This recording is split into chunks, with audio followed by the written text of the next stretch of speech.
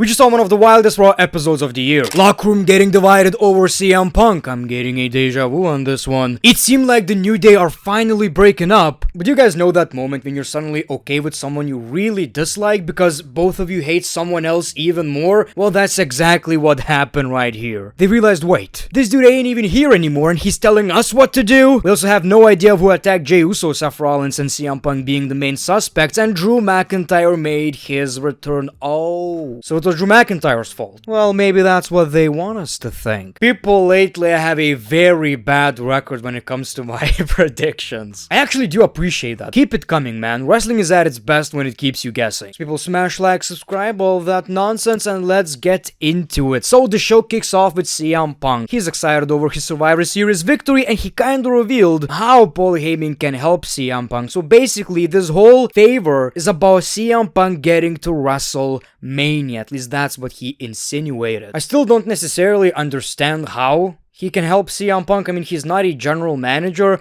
but it's not like Paul Heyman is, unimportant in the WWE. So maybe a Royal Rumble entry, a very late Royal Rumble entry, we'll see, but at least now we know. Well, he gets interrupted by Seth Rollins, and Seth Rollins wished he had tagged him after his match against Drew McIntyre. He felt sorry for Punk, and he can't believe it. CM Punk says, you know what, you keep thinking about me, I don't think about you at all. I had a problem with you when you were a champion, you had something to give me, and now you have nothing. You talk too much, and you don't listen enough. So they started fighting. Finally, we're back in this rivalry, people. But we got Jey Uso and Sami Zayn trying to separate them, because obviously, Sami and Jey are cool with each individuals, both CM Punk and Seth Rollins. Obviously, Seth crossed the line. He talked about how you should both run to Roman Reigns, even insulted Jey Uso, and Sami says you don't talk to Jey like that. So we got this great segment between Seth Rollins and Sami Zayn. Obviously, Seth Rollins doesn't understand how could you team up with Roman Reigns after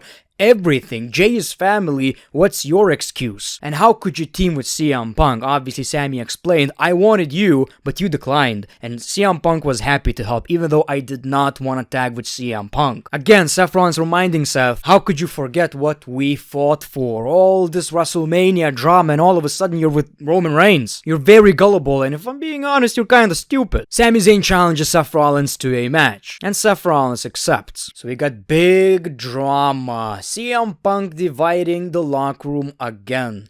Which side are you going to choose? People, what a wild opening to Monday Night Raw. That's the 2-hour format I love. The entire show just absolutely flew by, people. It felt like one of the shortest and packed episodes of Raw, and that's how I like my professional wrestling. And there's so much more to the story, we'll talk about that in a second, but then we got Damage Control versus Liv Morgan and Raquel Rodriguez. It seems like I've been watching that shit on a loop, people, especially after Survivor Series. I don't give a shit. I just mentioned how the entire show flew by, but yes, of course we got some filler. So Rodriguez and Liv won the match and attacked Damage Control after it, but we got Rhea Ripley. Unfortunately, she got smacked into the announce table, reactivating her injury. Is that even a sentence, by the way? Injury react... What the f... Oh my god, I'm so done with this story. Finn Balor challenges Gunther to a match. Gunther, I helped you beat Damien. Gunther says, I didn't need your help, but I'm feeling very generous tonight. He looks at Dominic and says, you deserve a little something, so I'll talk to Adam Pearce and we're going to get a match. Oh yeah. And you know what?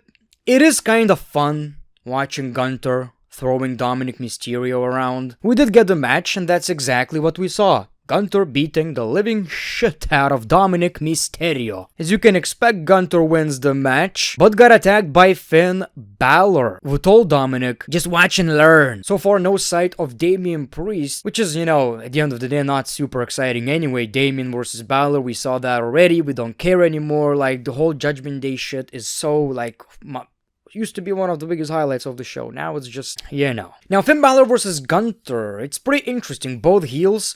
It does seem like Gunther is going to turn babyface. Is that a possibility? At least for this rivalry, maybe. But so far, Gunther is the good guy in the story. He even wanted to beat Damien by himself, and he doesn't appreciate Finn's help. IC Championship Tournament match. Just like with the United States title tournament, it's a triple threat match tournament. Dakota Kai, Shayna Baszler, Katana Chance. I would say a pretty predictable match because one of these women is actually, in my opinion, a pretty good contender for that eventual championship victory. So, of course, Dakota Kai won the match. I think she does have a legit chance of winning that title. One of the most beautiful championships in the WWE right now. Looking at the bracket, I could also see Zelina Vega winning. I could see Natalya winning, which a lot of people are actually advocating for. And I'm just not gonna even pretend that I'm excited about Natalya in 2024.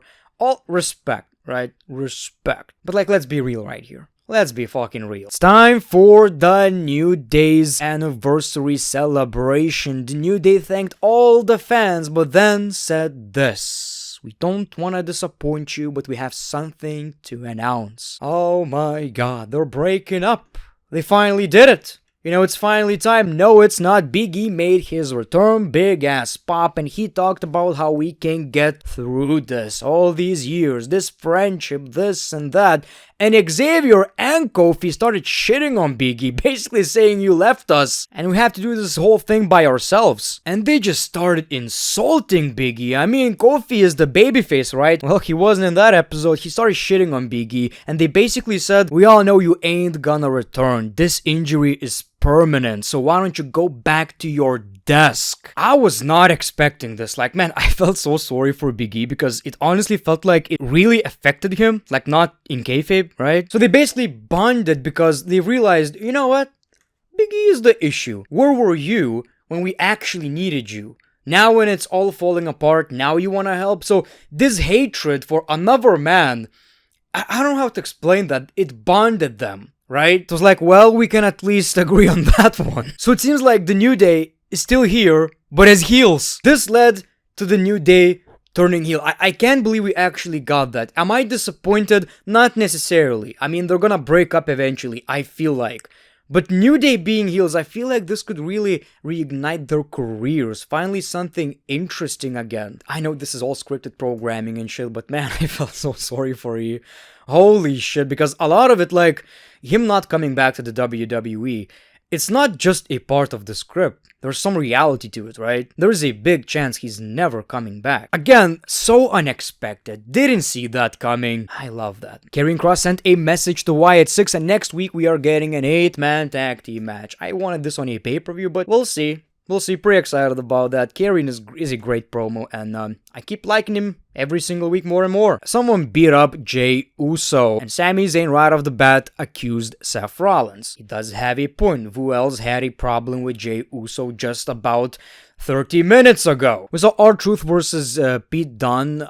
This was so pointless. Really? Like, he got distracted by the butt chants, and R-Truth won the match. Oh, this was really pointless. So, of course, in the main event, we saw Sami Zayn versus Seth Rollins. Pretty entertaining, two of my favorites to watch in the ring, and the whole match, Seth Rollins tried to tell Sami it wasn't me. By the end of this match, Sami Zayn grabs his steel chair. He was about to attack Seth Rollins, and Seth Rollins keep telling him, "It wasn't me. It was CM Punk. Open your eyes." Sami let his guard down, and that's how Seth Rollins won with a roll-up. Kind of a heel move in my opinion, but Seth Rollins kept telling him, "I like you, I like your passion, I like everything about you, but you need to realize CM Punk is not our friend. It was CM Punk's fault." And then Drew McIntyre attacks Sami Zayn. He is back. So, my theory is this. Maybe WWE want us to think that it was Drew McIntyre, and Drew McIntyre has nothing to do with it, but also the